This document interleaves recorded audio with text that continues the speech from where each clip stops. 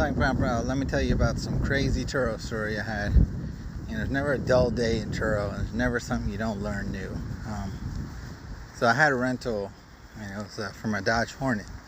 It's pretty much 6 months old, and it's got 7,000 miles on it. So it's basically a brand new car. It's very, perfect condition.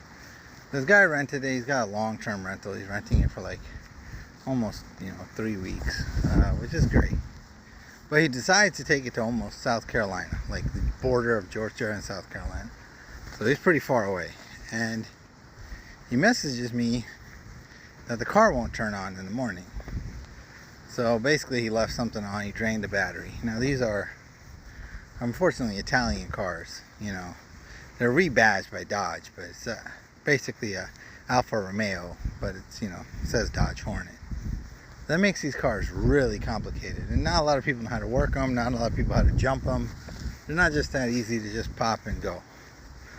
So of course, before this guy even contacted me, he had contacted Turo Roadside. This poor guy, I spent 6 hours with Turo Roadside, multiple times calling them, dealing back and forth with them. And, finally, I think he called him at 8:30. And they sent somebody the afternoon to go jump his car. So it was a tow truck driver. He showed up there. He tried to jump it. They couldn't get it jumped. Now the battery was completely drained. I don't know if he left the lights on. He did something. Something happened. The battery drained completely. So basically, I told him, well, you got to get it towed to Dodge because it has full warranty. If there's anything wrong with it, the battery's bad, they'll replace it. So he's there, they load up the car, and I'm thinking Turo's going to pay for this tow because, the gas drained the battery.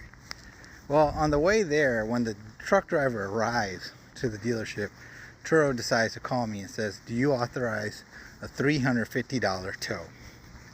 It's a 20-minute tow, and they want to charge $350, which is crazy. So, luckily, I say, no.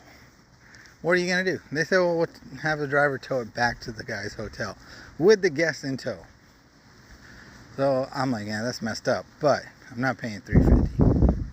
So I call the guest and I get on the phone with the truck driver. I said, look, man, they kind of holding me over a fire here and saying this. What are you going to charge? I can have you take it back and have Dodge tow it for free. The car has roadside assistance. The guy said, I only charge $150. So that's crazy. So basically what's going on is the truck driver charges Turo probably even